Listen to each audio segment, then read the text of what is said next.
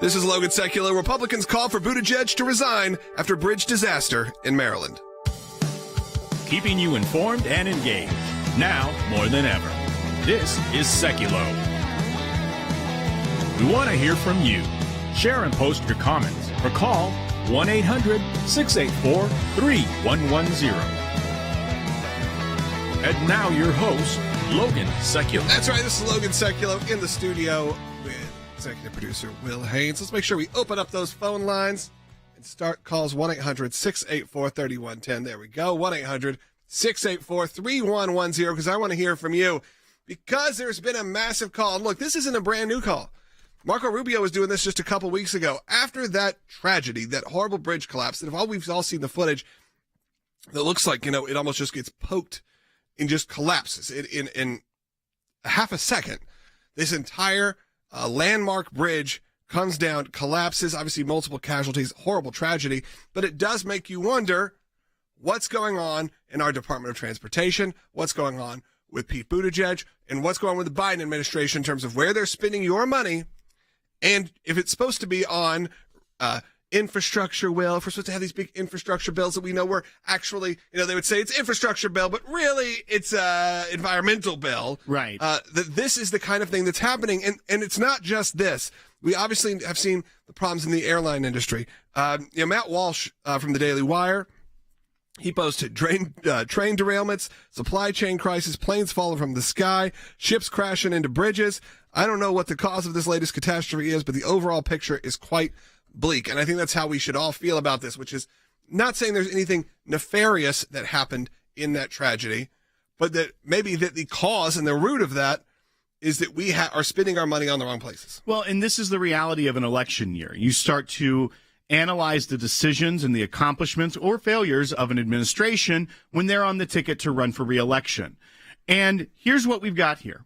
One of the marquee pieces of legislation that the Biden administration points to as one of their biggest victories in his tenure as president are the Build Back Better Act and the Infrastructure Investment and Jobs Act. So they were two pieces of legislation that went in tandem, but when you add the total of the spending from those two pieces of legislation, it's $2.2 trillion. $2.2 trillion that are supposed to be going to building back better the infrastructure of the United States, as well as the Infrastructure Investment Act. Yeah. And what have we seen out of this? We've seen the litany of disasters, whether it's East Palestine, Ohio, the train derailment. And people are commenting that. A lot of comments right now on the YouTube channel going, don't forget about East Palestine. Of course, the East Palestine situation. And now you see the bridges, the airlines. You can't forget when Southwest and one other airline had that massive outage and the FAA had to ground the entire fleet of aircraft from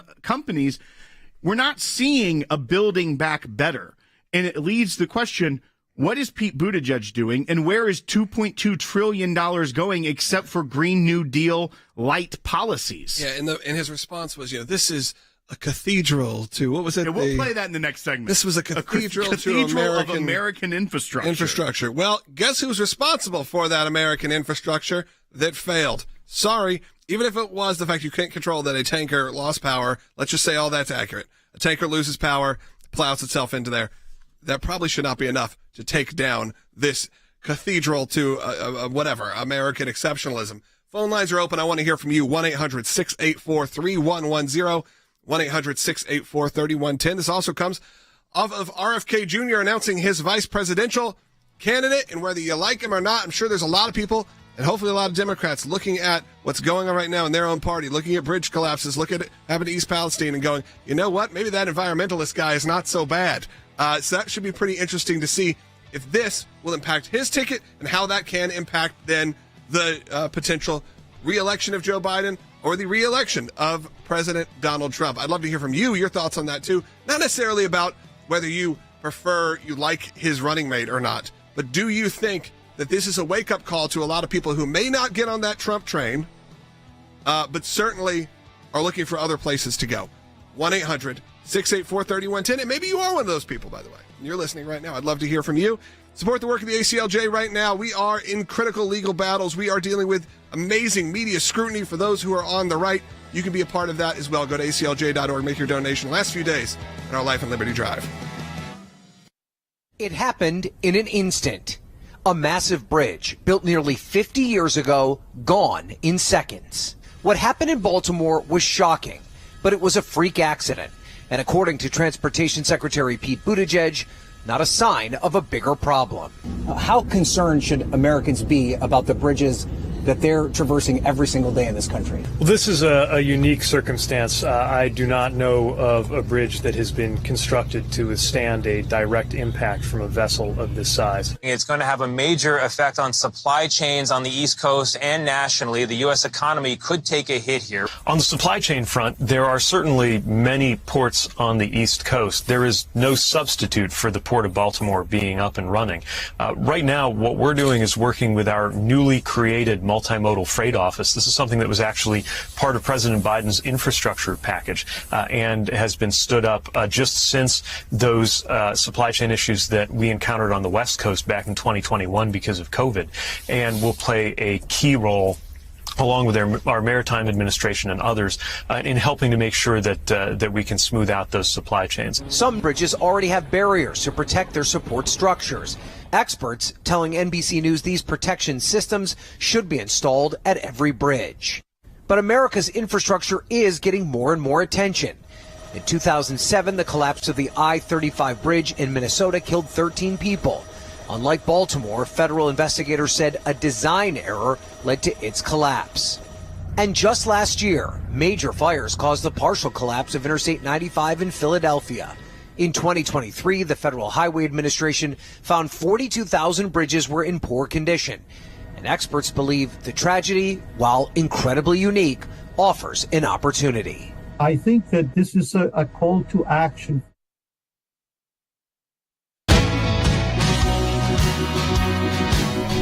We're back on Sekulow. Welcome.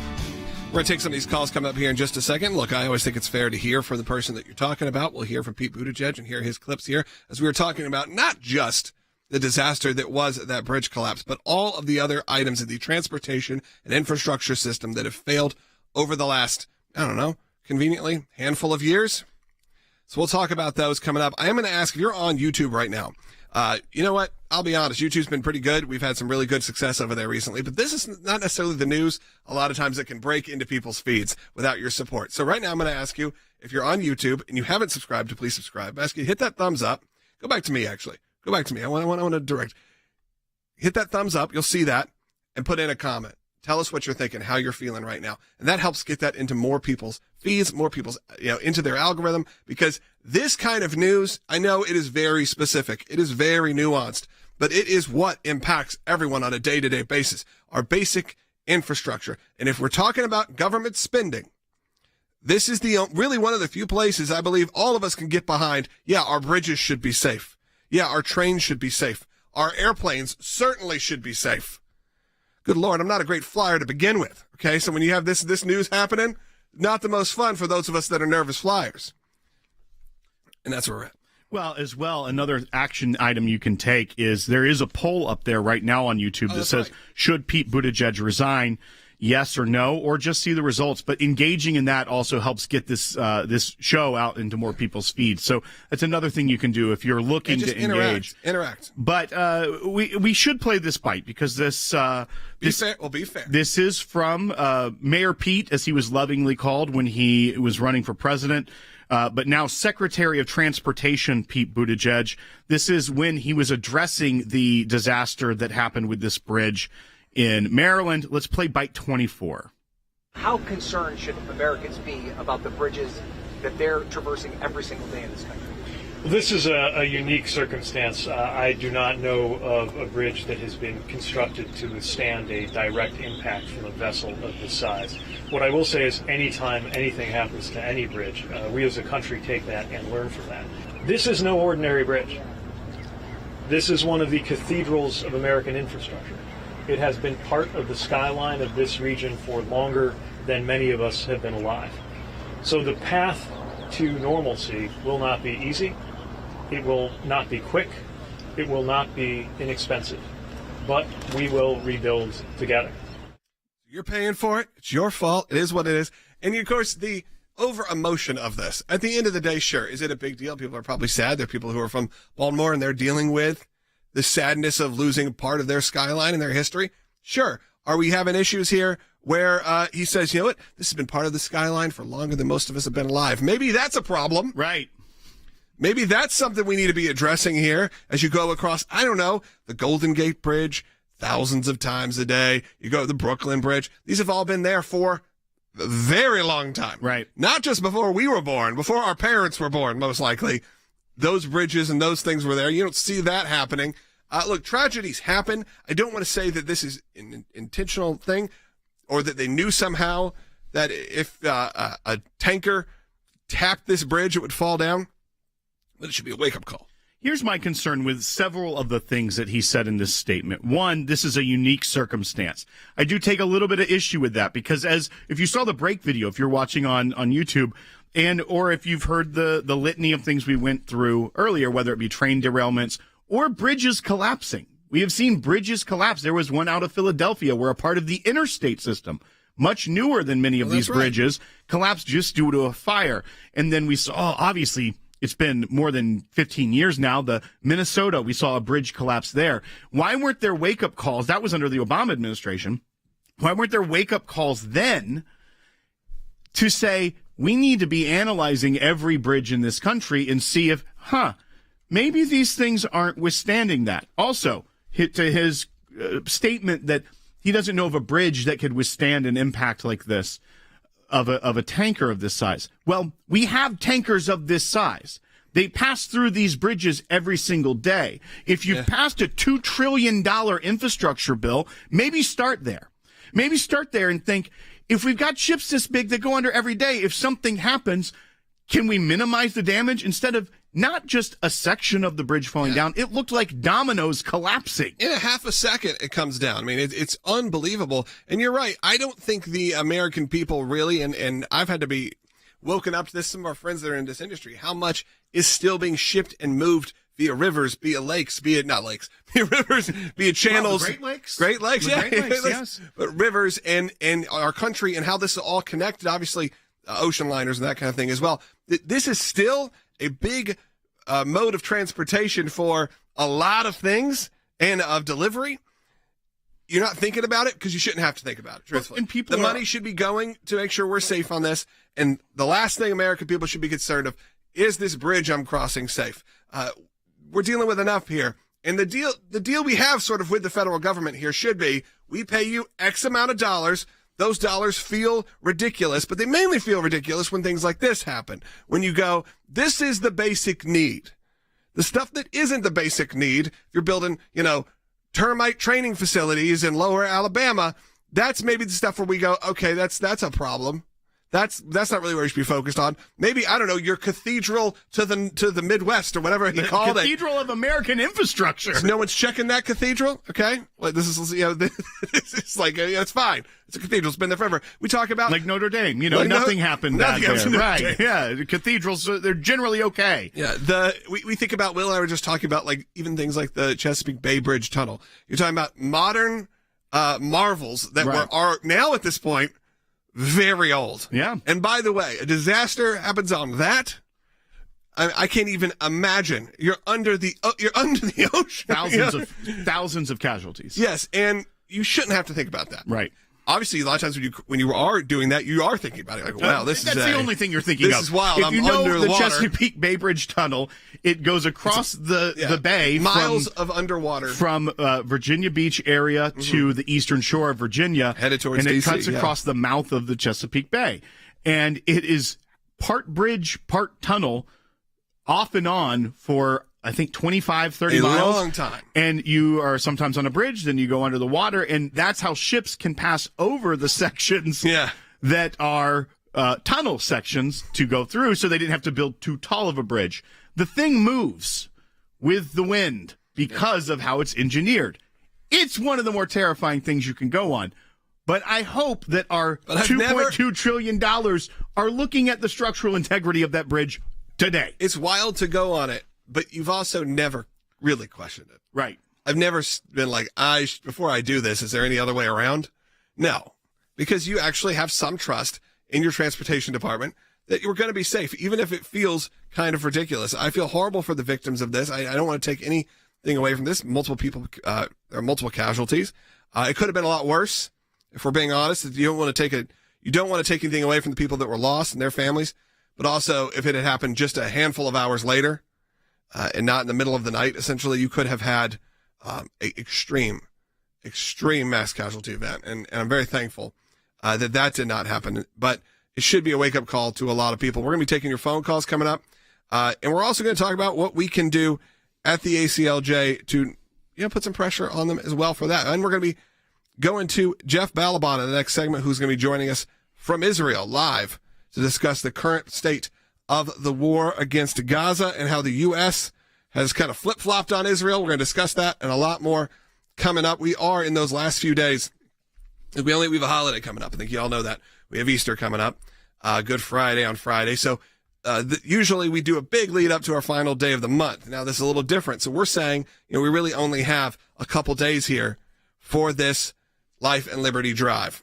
And I think they did the math and they're like, when's the next time that one of these would happen? It's not for like another 28 years. So I think we're fine. But for now, this is where we're at. So instead of asking you at the end of the month and to disrupt your Easter plans and all of that and to try to do this last day, big fundraiser we usually do, we're going to ask you a little bit more frequently throughout this week. So right now I'm going to encourage you.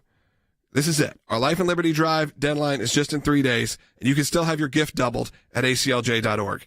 This couldn't come at a more critical time. We're right now at the UN Human Rights Council in Geneva today. CeCe Hiles there. You're going to see it later on in this broadcast. Right. We have the footage.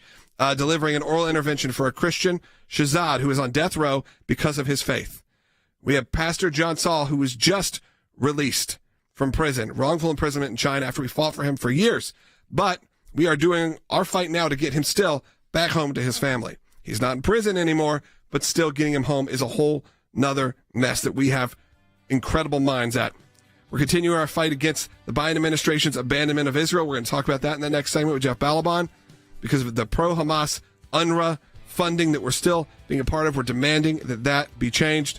And, I got to take a deep breath there. We're also filing an amicus brief in just days to defend the integrity of the judicial system in the Fani Willis case. You've heard us talk about that over and over. Right now, have your tax-deductible gift doubled at ACLJ.org. We couldn't do any of these fights without your support, and we do them at no cost to our clients. And no paywalls for you to watch this show, to listen to this show, and create all the incredible content. And I want to have the best and brightest people on this. We can't do that without your support. Go to ACLJ.org to have your tax-deductible gifts doubled right now. We also are very close to our ACLJ Champions stretch goal. We're going to talk about that in the next segment. In the last hour at the United Nations Security Council, a vote has passed calling for a ceasefire in Gaza.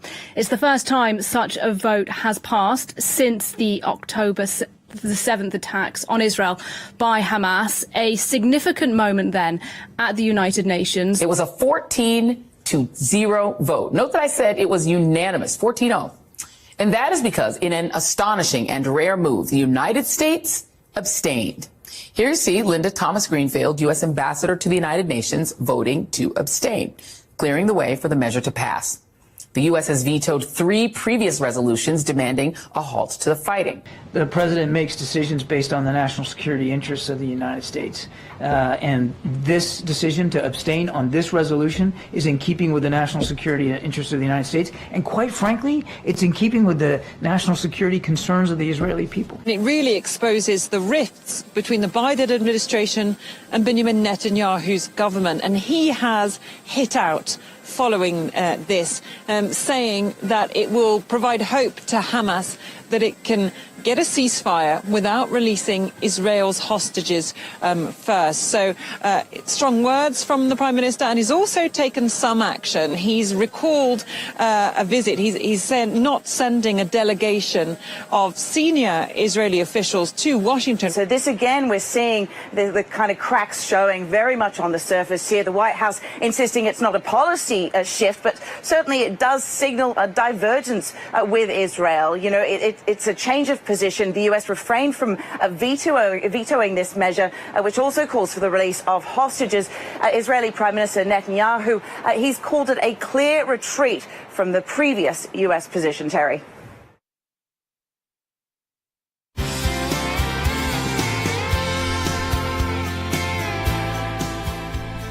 Sekulow. We'll be taking your calls, by the way, and so stay on hold if you are on hold right now. We'll get to you a bit later in the show, or you can call in at 1-800-684-3110. We are joined by Jeff Balaban, live from Israel. Will, and there has been some updates.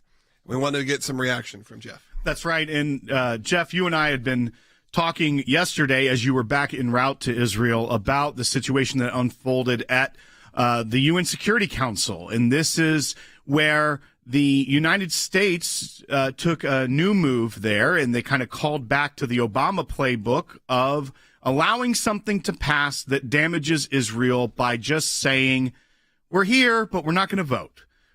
What's your readout on the abstention vote from the United States yesterday that allowed a ceasefire resolution to pass the UN Security Council?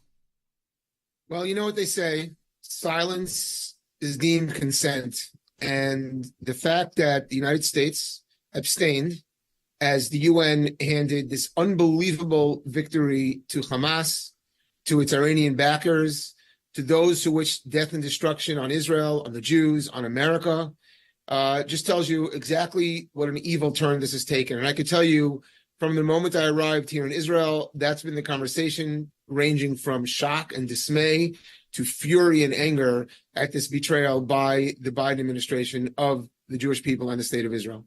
And I want to get your take on this, because this is, I'm going to read you what Admiral Kirby said as they try to spin that they were not supporting this measure because they abstained.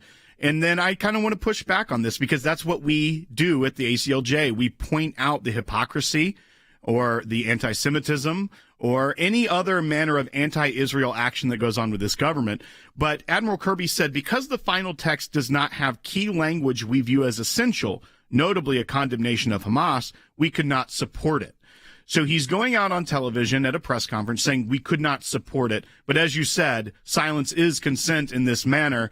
What's your response to Admiral Kirby? We know that there have been other administrations, and not just Republican administrations. There were some spectacular administrations at the UN who had our ambassadors to the UN who represented America as a light to the nations, a light to the world, as opposed to just adding to the darkness, which is what's happened here, to turning our lights out. No, the truth is that this was a statement of pure evil. This is a statement that evil wins, that it's okay to launch a massive, not just terror attack, but it's a war on an innocent nation against innocent men, women, and children, and that the world will back you because the U.S. is in the hands of a feckless administration that, as we all know, because what I find fascinating is that the media reports this widely and nobody even seems to understand, no one contradicts it, understands the morality that's implied here, which is that everyone talks about the, quote, two-state solution, Michigan and Minnesota, because obviously the Democrats want to keep those two states, which are important swing states, which have heavy anti-Israel, anti-Semitic, Muslim communities and voters. Not to say that all Muslim communities and voters are anti-Semitic, but the ones in Michigan and Minnesota certainly are. And it's clear that for this domestic concern, they're throwing Israel under the bus. Let me tell you, America should not be following. America should be leading. They should be down there remonstrating against the evil of this idea of calling for a ceasefire, which is to say Hamas wins, terror wins. But, you know, it's completely consistent with what this administration has done since the beginning, which used this horrible attack on Jewish civilians, on Israeli innocents, to call for the creation of a Palestinian state. And now they're strengthening Hamas, which has always been the dominant force in Palestinian control and power. They're strengthening Hamas as the leadership, ensuring that if Hamas survives, which they're trying to keep, which America seems to be trying to keep happening, then they will be in control. This is nothing but other than an absolute disaster. Jeff, I just was curious from a humanitarian point of view, even. I think we're seeing so much, and on the media when they're covering Israel, we're seeing Gaza, we're seeing destruction, we're seeing all the kind of chaos that surrounds it.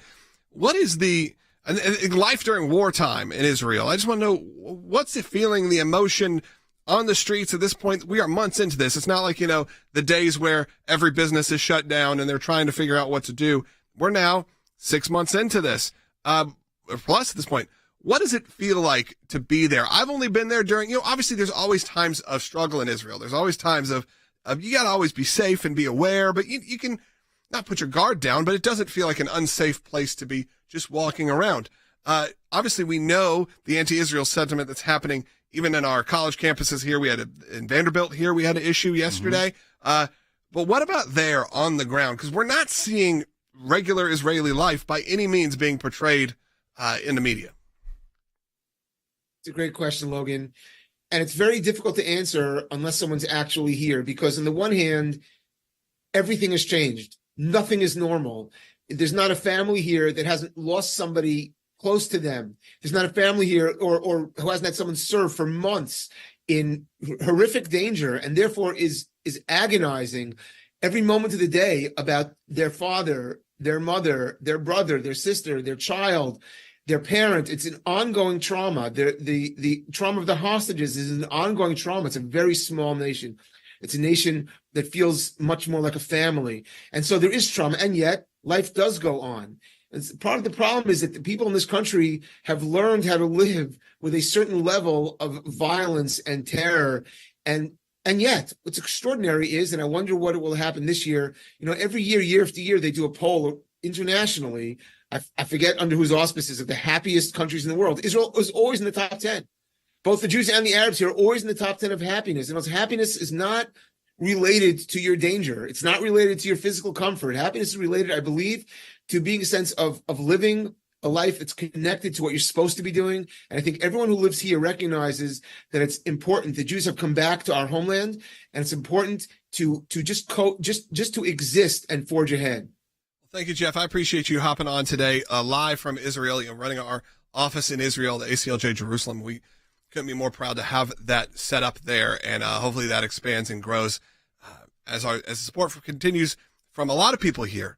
You'll see the press, and you'll feel like everyone in America is now on one side of this issue. We all know that it's a very divided country, and sadly, this has become one of those topics that felt like it didn't used to be divided, but now you're seeing a coalition of folks that maybe you never thought would, in support of Israel, and then, of course, those who are against it. We appreciate you, Jeff, for coming on. I did want to tell you as we head into the next segment, we are going to hear, Will, in the next segment from Cece Heil, who is currently supporting Israel at the UN. And this morning, for us, because it's evening, obviously, in Geneva, she delivered an oral intervention in defense of Israel. So our team has the courage to go to Geneva in the hostile environment that is the United Nations and deliver a message, an oral intervention in defense of Israel. And you're going to hear that.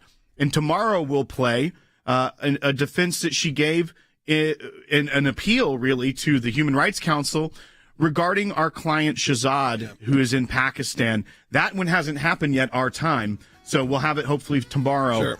For everyone. Stay on hold. If you have questions or comments, give us a call, 1-800-684-3110. Also, if you're just joining us right now on YouTube or Rumble, you saw the headline about the calls for resignation of Pete Buttigieg after that bridge disaster. We'll reset and talk about that as well. We talked about that a little earlier in the broadcast, and some people are like, you guys are talking about Israel. I clicked on it for this.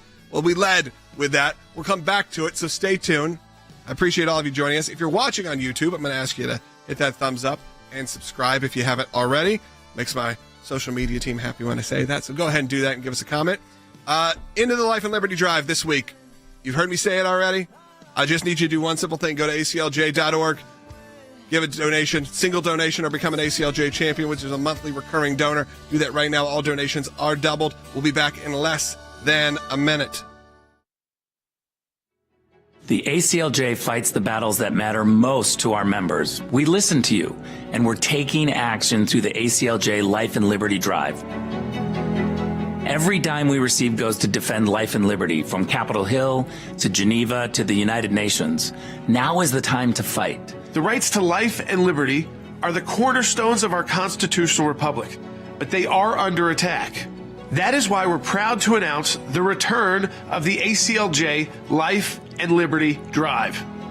This month, we're redoubling our efforts to beat back the radical left's attacks on your constitutional freedoms and to defend the sanctity of human life, not just here at home, but around the world. Every gift you give will be doubled dollar for dollar, doubling your impact for life and liberty. Go to aclj.org right now and help us.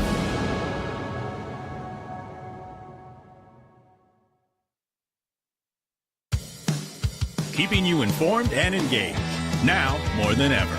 This is Sekulow. And now your host, Logan Sekulow. Welcome back to Sekulow. We are talking about, obviously, that tragedy, that bridge collapse that happened, and we'll make sure if you're joining us now, that you know that there have been a lot of calls. Look, for the last few months, if not more, there have been a lot of calls due to all the disasters that are currently happening in our transportation sector for Pete Buttigieg to resign. But also, you heard in the last segment from our Jerusalem office, you heard from Jeff Balaban. I also want you to hear worldwide what we're doing here at the ACLJ. As we are heading into this Easter week, we do have a, Will, why don't you set up what this is, an oral intervention at the UN? Maybe just give a brief understanding for people to know what they're about to see. So at the UN Human Rights Council, they have a part of their session where NGOs, non-government organizations, like the ECLJ, which is an accredited NGO at the United Nations, can go and deliver a message based on whatever the topic that they are addressing is. They normally have an agenda item. So one of the agenda items is Pakistan. And so in that oral intervention, we're bringing up the persecution of our own client in Pakistan. That's one that we'll play for you tomorrow. But Israel, an agenda item, as happens to be often at the UN Human Rights Council, because they love to hate Israel at the UN Human Rights Council, afforded us an opportunity to go there and speak on behalf of defense of Israel. And so this is Cece Heil in Geneva today. Let's take a listen. I give the floor to European Center for Law and Justice. On October 7th, 2023, Israel faced one of the worst attacks by Hamas, Palestinian Islamic Jihad, and other terrorist groups from the Gaza Strip. Over 1,200 Israelis were brutally killed, including men, women, children, infants, and the elderly. Women were raped and mutilated. Dead bodies were desecrated. The terrorists bragged about these atrocities. There's no doubt that Hamas's actions constituted crimes against humanity, war crimes, and genocide. Yet the international community is condemning Israel for defending itself and vowing to eliminate the terrorists who deliberately committed such evil acts. We saw that happen here yesterday. Instead of condemning Hamas's war crimes, UN officials have accused Israel of committing genocide, even though Israel takes every precaution to minimize harm to civilians.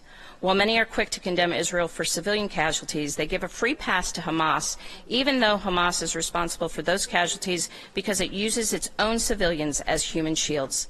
This council must unequivocally condemn Hamas for its war crimes against Israel and affirm Israel's inherent right to self-defense. Further, we demand the release of the remaining hostages being held by Hamas in flagrant violation of human rights and the laws of armed conflict. Thank you.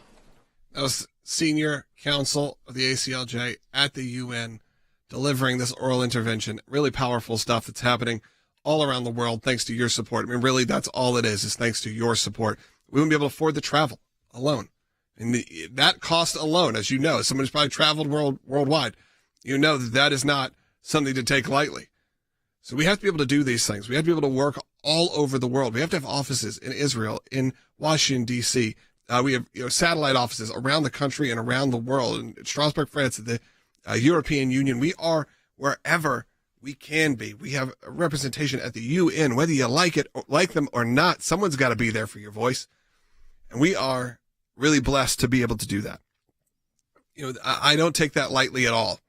That we're able to have such a broad scope of influence on the world, and none of that happens. And I really don't take it for granted because none of it happens without your support, because we are fully funded by individual donors, people who have said, I'm dedicating either a one-time donation, hopefully multiple times a year, or a lot of you who've become ACLJ champions, 20,000 of you that have become ACLJ champions, those who have said, I will be a monthly donor to the ACLJ because I know the work they do and the content they create is worthwhile. We couldn't be more thankful. By the grace of God, we're able to do this, and by your support. Go to aclj.org. We do have a stretch goal right now. We've tried to hit an additional 500 new ACLJ champions because thanks to you, we hit our initial goal, which was 20,000 total, and now we are headed towards 2,500, and we are very close. I'll give you a reported number when we get back of how close we are, and there are thousands of you watching right now. You could take us over the top today.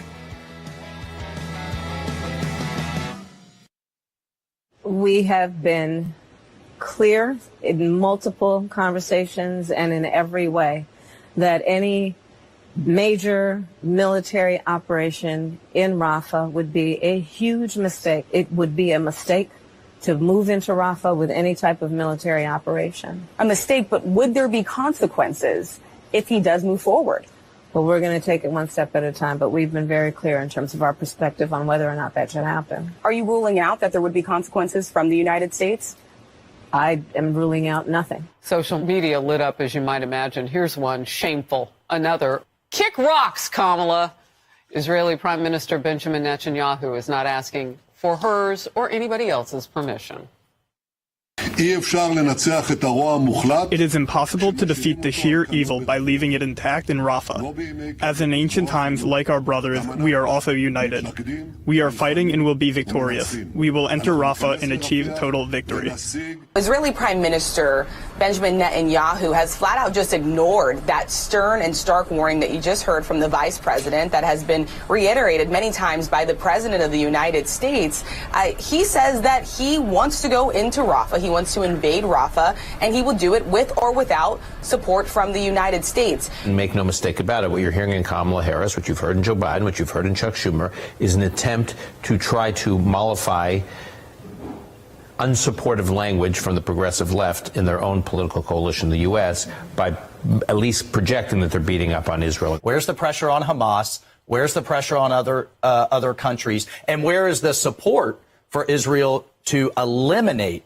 You have to eliminate Hamas. And they are willing to sacrifice their own civilians to get that public opinion win that apparently we're playing right into.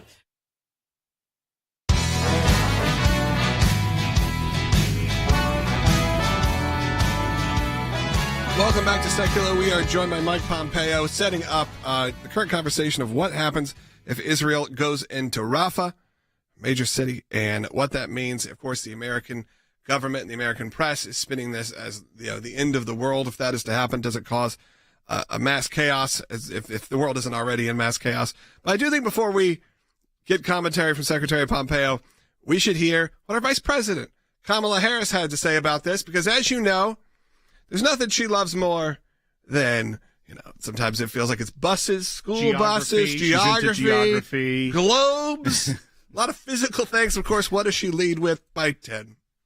Let me tell you something. I have studied the maps. There's nowhere for those folks to go. And we're looking at about 1.5 million people in Rafah who are there because they were told to go there, most of them.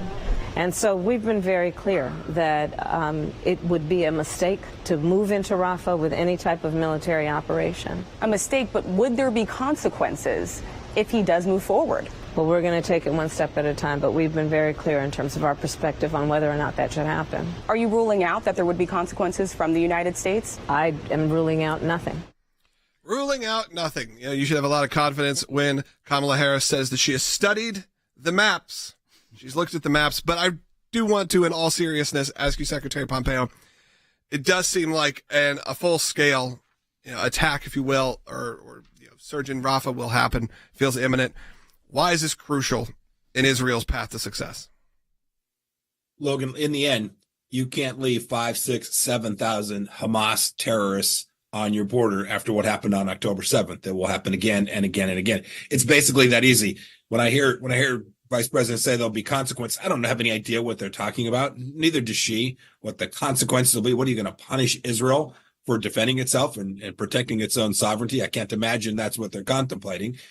Not only do they have to complete this task against Hamas in the south, and it saddens me that Hamas is using these civilians to protect themselves, but make no mistake about it, we still got problems in the north. There are missiles being launched into Israel in the north. There's still 60 or 80,000 people in the north of Israel that can't return to their homes. We wouldn't let anything like that happen in our country. If there were nations firing into ours, conducting terror attacks inside our country, we cannot demand that the Israelis do that in theirs. And I'm confident that if we do, they're going to properly ignore us because they're going to do the right things for themselves. Mr. Secretary, what concerns me is that the Biden administration seems to be more bold in their language that they'll use against the Israelis, whether it be Kamala Harris here saying that she's not going to rule out anything, or whether it be the fact that they allowed at the UN Security Council a ceasefire resolution to go through. While Admiral Kirby tried to say we don't support it because it doesn't have the language, the abstention, pulling a play out of the Obama playbook, allowing something that damages Israel to go through while under the watch of the American veto. What are your take on this as they do continue to ratchet up what seems to be pure hostility against the Israelis? This was absolutely an act of aggression against Israel to allow this to pass through. We had the ability to stop it. It's a ceasefire. It doesn't have any a demand for a ceasefire. It doesn't have any mention of even the fact that Hamas did on terrible attacks on October 7th. And it certainly doesn't talk about getting hostages back home.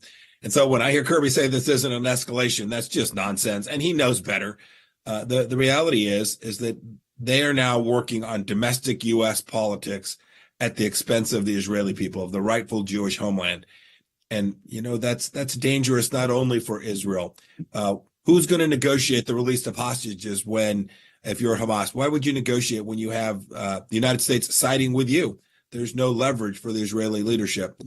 This is dangerous for the Gulf states as well. Iran will see this, and the likelihood that there are more attacks from Iran, more attacks from the Yemenis into the Red Sea, as a direct result of the United States not defending Israel's capacity to defend itself is pretty apparent. I think the risk is really great. So the waters they're navigating here are the far left of the party, which are obviously pushing the anti-Israel, pro-Hamas narrative. But even within the president's own party, he's getting backlash for the allowing by abstaining the UN resolution to go through, whether it's Senator John Fetterman from Pennsylvania, who has been very outspoken in support of Israel through this entire process, Congressman Josh Gottheimer of New Jersey, and Congressman Tom Souza all have said that we should have not allowed this to go through. They've condemned the resolution. So politically, as we march towards November, where does this land the president in trying to figure out a policy towards the Middle East? In my experience, we're laughing. My experience with these issues that are truly important, that are national security issues, is when you begin to play politics, you go down a very dangerous path because you end up in a terrible place from a national security perspective. And the chance of you actually picking up any votes is near zero. It's never been a partisan issue. Democrats and Republicans alike have supported Israel's right to defend itself for decades and indeed have provided American support so that they could do so. It's the first time that we've had public statements by a U.S. president siding essentially with the terrorists, all in the aim to try and figure out how to get that last 1,000 or incremental couple thousand votes in Michigan or Minnesota. That's a bad way to formulate policy, bad policy. And I think it will turn out to be terrible politics as well, because I think many of those folks aren't going to see this as enough, that is, you can never do enough for them. And they're not likely to side with President Biden in the election ahead either. Absolutely. Secretary Pompeo, last question before we let you go. New Gallup poll was released today showing 55% of Americans disapprove of Israel's actions in Gaza. Obviously, we know this always seems to do with, honestly, Israel's not the greatest at PR, it seems like. And a lot of times they will lose that PR battle, and we'll see what happens on college campuses. We see what happens on social media and celebrities. But that's up 10% since November. Do you think the Biden administration is being swayed by this? Do you think they're being guided by what they see as this public outcry? You know, Logan, I actually think they're driving the public outcry. I think the very things we've been talking about today, telling the Israelis that they're overdoing it, having the Secretary of Defense say, hey, you can't go into Rafah without a plan, as if the Israelis would go into Rafah without a plan. I think they are actually fueling that polling data. I think there are those saying, gosh, if the Biden administration is against it, surely this is bad. Here's the good news. While the Israelis may not be winning the PR war, they're going to win the war that really matters, the war that keeps their people safe. And I think in the region that will be respected. I think that will be respected by the Iranians. And I think Israelis will live better lives and Americans will be more secure as a result of what Israel must do, and I am confident will do. All right, thank you so much, Secretary Pompeo. We always appreciate you coming on here and being such a big part of this broadcast. We do have some phone lines open right now. Again, thank you so much for your support throughout these years. We do have some phone lines open. We head into the final segment. I would love to hear from you. 1-800-684-3110. 684-3110. If you're on hold, stay on hold. I'm going to get to you. But if you do have something to say, we have some lines open. This is a perfect time to do it as we head into this weekend. We're halfway through the week here on Wednesday, but for a lot of you or your kids, maybe they're off Good Friday, maybe they're off on Monday. That is why we're spending an extra amount of time telling you about our Life and Liberty Drive. I don't mean to just come on here and this be sound like we're just a broken record here and repeating ourselves over and over again, but we could not do this work. We could not have people like Secretary Pompeo on our ACLJ team without you. It's just fact. There may be very little facts left in this world, but that is one of them, that we cannot put together this amazing broadcast each and every day. We cannot do this incredible legal work without you, and of course, without the grace of God to help us push forward, even in times in this country where it feels like, the bridges are falling down all over the place, whether that's literal or metaphorical. And we couldn't do that and be there for you. And honestly, also be there for you when you need legal help. Understand that as well. I always push that because I don't think we talk about it enough. If you go to aclj.org/help, and it's within our scope of what we do here at the ACLJ, you are assigned a lawyer immediately and at no cost. No cost to you. Like, that is wild. No one offers that. Go to aclj.org/help if you need legal help right now. But right now, if you want to always make sure we're there, that safety net is there for you, for this country, and for you personally and your family, we need your support. So you go to aclj.org, make a donation today to explain a matching month, if you will, right now. This Life and Liberty Drive also is matched. So all donations, individual donations, are doubled. You can scan the code that's on the screen if you're watching on YouTube or Rumble or on Facebook. Do that real quick. Look, we'll be back with all of your phone calls. Phone lines now have completely jammed. Hopefully, they may be, not even hopefully they're all great. We're able to screen them all. But there may be some that open up, so keep trying at 1-800-684-3110. I also want to individually thank all of you that are watching, those who listen on radio as well. If you're listening on terrestrial radio, God bless you. I appreciate it. But using outlets like Rumble, using outlets like, honestly, you may not love them, but you may be on there with YouTube and Rumble. We're able to broadcast this show to the entire world at a very little cost. We have to do the cost of production, and that's where you come in. But unlike radio, unlike some of these things that are very high dollar to be a part of them, we are able to broadcast this show absolutely around the world for free to everyone who wants to listen to it. We can't do that without you as well. ACLJ.org. Hey, one line open. So I know that is, someone didn't make it. Someone didn't make it on 1-800-684-3110. Support the work of the ACLJ. Today, Life and Liberty Drive. Become a champion. ACLJ.org. You can't even hire a punching bag anymore if you are on the left. You can't even hire someone on the other side to essentially say the things that will fire up your viewers, because just to have someone on the other side, that's just unacceptable. This comes from Chuck Todd, who, by the way, is one of the ones that pretends to not have that bias. Right. One of the ones that, meet the press, trying to be the straight newsman that's always, giving it to you, giving you the facts and not giving his opinions. Let's hear from Chuck Todd. I think our bosses owe you an apology for putting you in this situation, because I don't know what to believe. She is now a paid contributor by NBC News. Well, I have no idea whether any answer she gave to you was because she didn't want to mess up her contract. She wants us to believe that she was speaking for the RNC when the RNC was paying for her.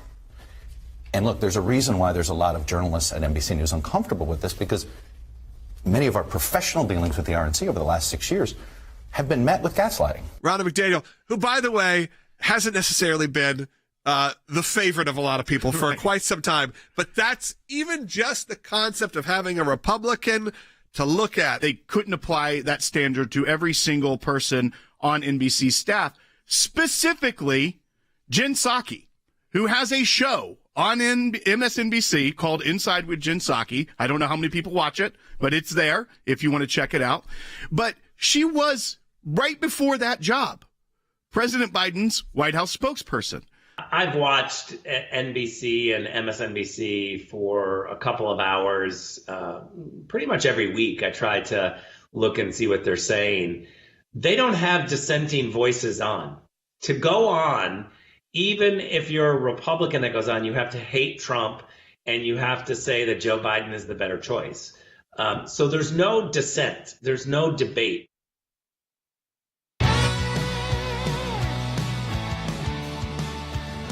Welcome back to Sekulow. We are going to take your phone calls. Some of you called about that bridge collapse situation and what that means for American infrastructure. Let's start calls with that. Let's go to Roger, who's calling in Oregon, who's been on hold, by the way, for 32 minutes. Roger, first, I apologize, but also welcome to the broadcast. You're on the air. Thank you very much. Thanks for taking my call. I'm no mariner, but it really seems quite obvious to me that a captain of this type of vessel should know the height of his ship with cargo, the tide conditions, and the bridge clearance. To me, it should be just a standard approach criteria. So if there's any question about clearance, that captain should not have proceeded into that harbor. I'm not hearing anything on this anywhere from this perspective. It kind of concerns me. Yeah, Roger, there is some information that was specifically related to that. I know that they had the thought process. This was a power outage, well, and that's the NTSB, which is the National Transportation Safety Board, has said that minutes before impact, there was a total blackout of engine and electrical power on the ship. And they also have like a black box recorder on these ships, similar to an aircraft, so that if something happens, there is a record of what's going on, and there was so they can try to do an investigation. So, while I agree with Richard that yes, and I don't necessarily discount that maybe the captain of the ship did know those informations, but when they lost power with the strength of the tides and everything, they couldn't control where the ship was going, and that's why it hit that pylon. It wasn't necessarily just clipping the underside of the bridge, but it hit the structural integrity of the bridge, which anchored it to the ground and held it up. And that's the story they're telling us. I'm sure if that is true, that bridge has taken these tankers and these shipment procedures over years. It's happened constantly, continually. But yeah, because they lost power, the captain did call a mayday, and they were able to shut down portions of the bridge before it happened. But it was just minutes before it happened, so obviously there was still some loss of life, unfortunately. Let's go to Susan, who's watching on ACLJ.org. It is an ACLJ champion out of beautiful state of California. Susan, you're Sue, you're on the air. Thank you for taking my call. I listen to a port authority here in Los Angeles, and we have two very large ports. And his concern when he saw the video of that big ship, there were no tugboats guiding it. And in the Port of California, or in the Southern California area, that would not be allowed. So I was just curious. I did not see any tugboats. They would have been there available to guide it from the very beginning. So what's your thoughts on that? Yeah, I mean, I'm not too knowledgeable on the tugboat world, but I do have friends in an area with ports, well, but we weren't necessarily up to speed on the laws of maritime. But I have been around a lot of these tugboats. Oddly enough, I have friends and family that work in that industry, and I have seen the intricacy of what they do, and it is actually very impressive in a way that I had no idea. Like, I never had thought about it until I went to a christening of a ship just last year. That sounds crazy, but of one of these big ships, and I couldn't even fathom the scope of it until I was there and saw what they're working with. Again, should there be more restrictions? Should there not have been other boats around this? But I don't know I don't know that I could speak with any authority. I am certain that we will have more information that comes out. I don't know within this bridge if that's yet in a port section where they would need a tugboat or a guide, a pilot vessel to join them there. But also you have to remember that this wasn't just, according to what is being released now, this wasn't just a captain not steering it properly and accidentally hitting it. This was what they're saying is a total power failure, and therefore there wasn't the ability to control. So even a tugboat, if they weren't being hauled in because of already a loss of power by a tugboat, I don't know that the tugboat would be there other than just as a pilot boat. And therefore, if they lost power, it wouldn't necessarily stop this tragedy in and of itself. Yeah, absolutely. Thank you for calling, and thank you for being an ACLJ champion. I appreciate it. Let's go to John in Pennsylvania, watching on Facebook. John, welcome. Gentlemen, how you doing? Great job. Real quick question. I don't know if you guys heard it, but our illustrious president, after this got on TV and made this comment that the federal government would be there to pick up the whole tab to replace the bridge. And I heard that and I said, wait, why would the taxpayer be paying for a bridge that the ship company and its insurance carrier should be responsible for, irregardless of whether, even if it's an accident? John, I think that your question echoes many in our audience, as well as in this country of why does the president find a way to pay for everything? It seems like across the world at this point. However, I will say, maybe the trillions in that infrastructure bill that he already got passed should have already been looking into many of these bridges and trying to secure them. I think probably some of the rationale, and now I know the governor of Maryland declared a state of emergency, and a lot of times that's done to get the federal government to bring in outside dollars for disaster relief. This is clearly a disaster. But a lot of times the federal government will step in on situations like this where it's going to be a major disruption in shipping within the country. So you think that the cargo that was going underneath, but this was a major artery bridge that would have deliveries and things going across it. And if that is then out of the picture, it can cause delays. It can have a supply chain disruption. I have a feeling that's going to be the answer from the federal government of why they need to step in to try to help quickly remedy this instead of leaving it all on the taxpayers of Maryland. Now, him saying we'll pick up the tab, I could certainly see the National Transportation and Safety Board, which would have oversight in a situation like this, be able to go after the insurance company, the shipping company, and the shipping company to recover part of that judgment, possibly. We'll see if that plays out. But in the interim, the federal government's not just going to let a bridge that does contain, and I agree with this to a point, that the federal government does have, whether or not ideologically I agree with that the government's the only one in control of the roads, but you can say because it is, they do need to step in to make sure that we don't see more Bidenflation when it comes to the supply chain because of this. All right, let's go to Mark in Ohio watching on YouTube. Probably the last call of the day. Thank you all for calling. Mark, you're up. Yes, good afternoon. My question is about election law.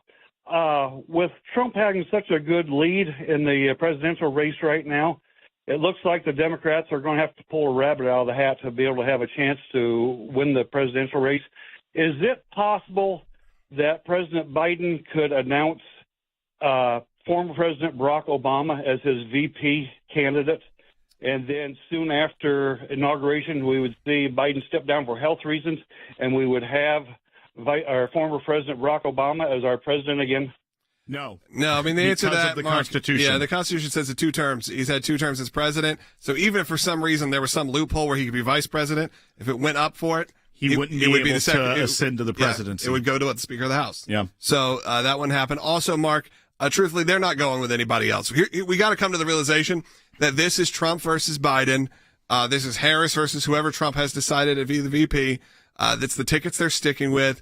We are, unless something medically happened, if there's some sort of medical disaster, which, I mean, can happen with legitimately anyone at any day and any moment. But barring that, deal with the cards that are dealt. And that is what we're dealing with. Whether we like it or not that it's Trump and Biden again, simply that is what it's going to be. That is going to do it for today's broadcast. Again, support the work of the ACLJ. My last call today for you to become an ACLJ. I'm going to say today, become an ACLJ champion. That is a monthly supporter. Will, did we have a number that we need to hit that stretch goal? Yeah, we need. Give me 1 second. 1 second. We got 25 seconds. You find us that number, Will. I know it's under 150 to hit that stretch goal.